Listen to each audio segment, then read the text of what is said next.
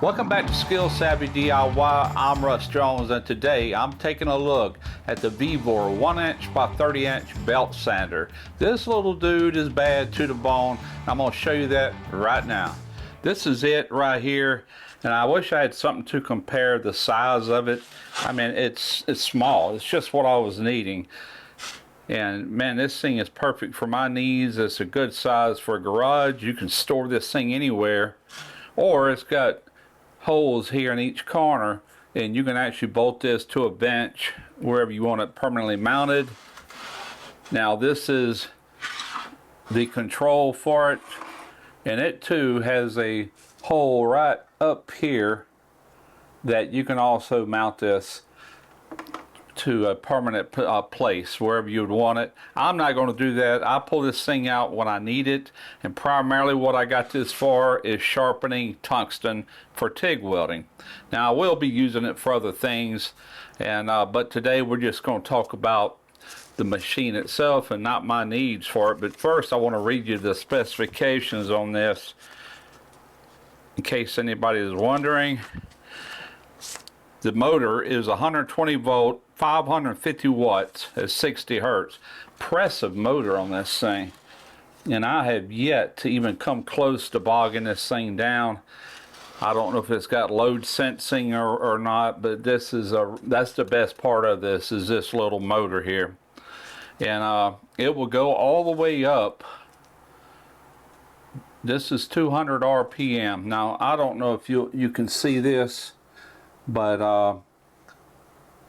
the top speed, if you look here, it's 5,000 RPM, and you can bring that down. I don't have no reason to. I'll just leave it at 5,000 because it's a variable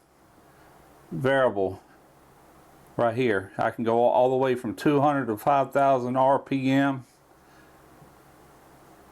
So I like to run it for my purposes somewhere, and it'll show you when you start it.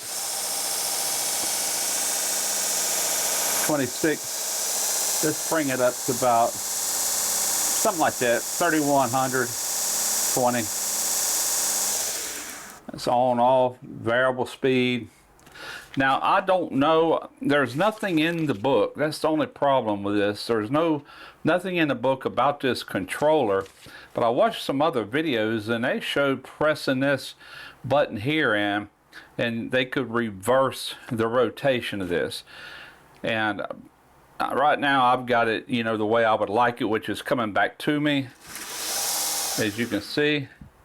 But in the event you wanted to reverse it, there is a way to do it. That's what I'm trying to say. I just haven't played around with it enough to figure that part out.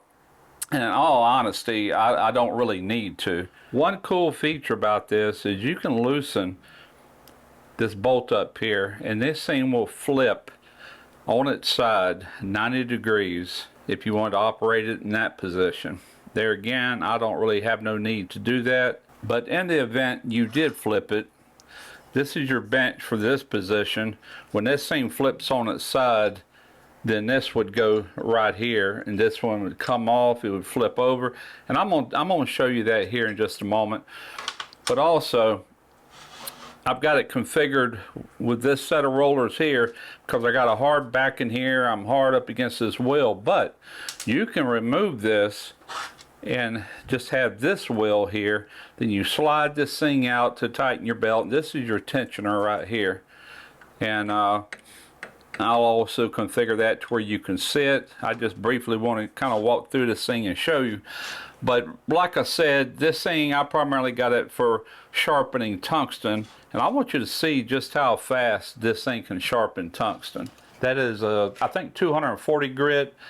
These belts do have an arrow in their direction, so you know it's on the inside here, and it is going in the right rotation. This is a little bench grinder I got from Harbor Freight, and that's what I bought that for, is a sharpened tungsten. But I tell you the truth, this rock is not hard enough. I don't know if you can see the grooves I've already wore into that trying to sharpen tungsten, and it's pretty slow. It is variable also. It turns up pretty good RPM, but it's just not doing the job I want it to. when I get to sharpening tungsten, I do a lot of them at one time. That way I have a lot on hand. So let me show you this. Typically I use a 332 tungsten on most things that I do. So let's turn this up. And so you know, there's a nut right here. If it's not tracking dead center, you can just barely turn that to get it tracking the way you want it. And I usually test it by going all the way up to 5,000. And look at that, it's riding very true. Cut it back down. We'll go about 3,500 here. I usually put my tungsten in a drill, that way I can spin this way while it's grinding this way. And you always want your grain running this way.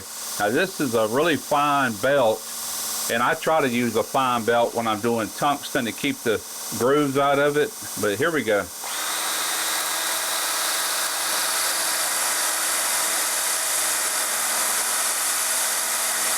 This is in real time.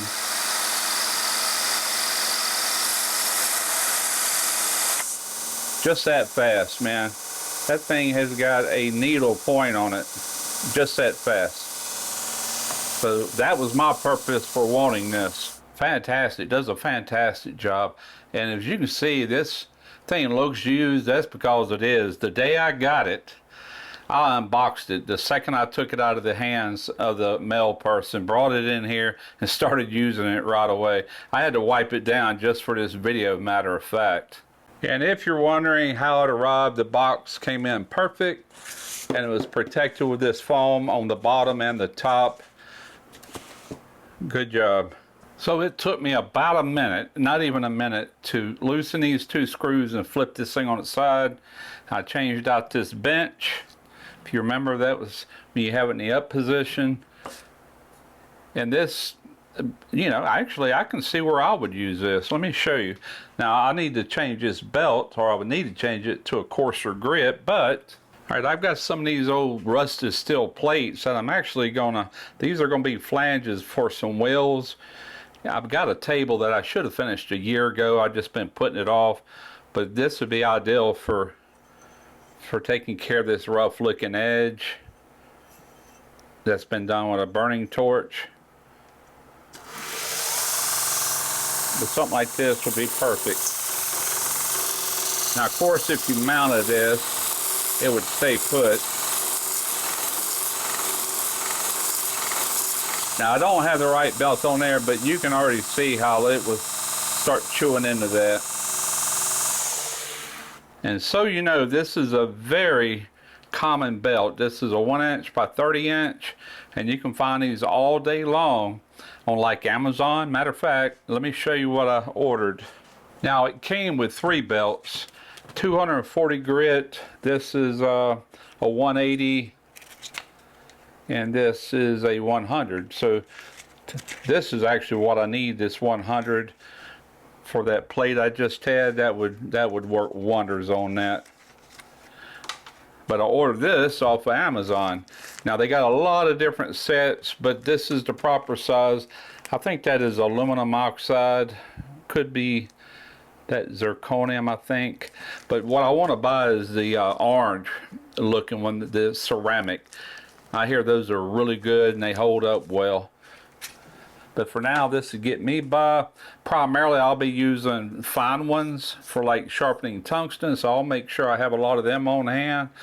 But for other things, I'll have all the different grits. But this is what it looks like in this position here.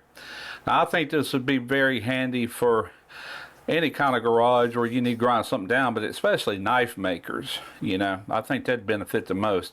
All right, I'm gonna go ahead and put this wheel on and show you how it looks and straighten this back up.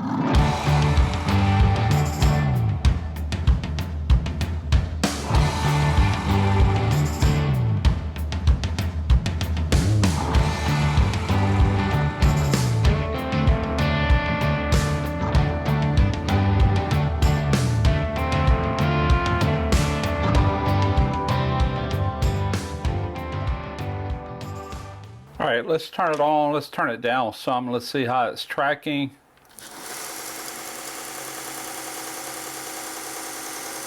Remember that knob is what adjusts traction. That seems to be doing pretty good. Turn our speed up. Now I did change to a coarser blade here. Now this is my preference to have with something like this. I would have it like this, but we're just going to take a look at it.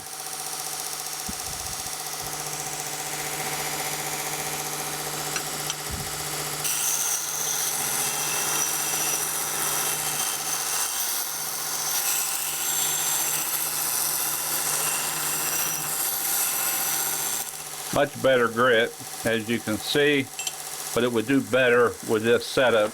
I plan on leaving this one on there. I really have no, I guess this would be good if you had an axe or something, you know, you wanted to sharpen it like that,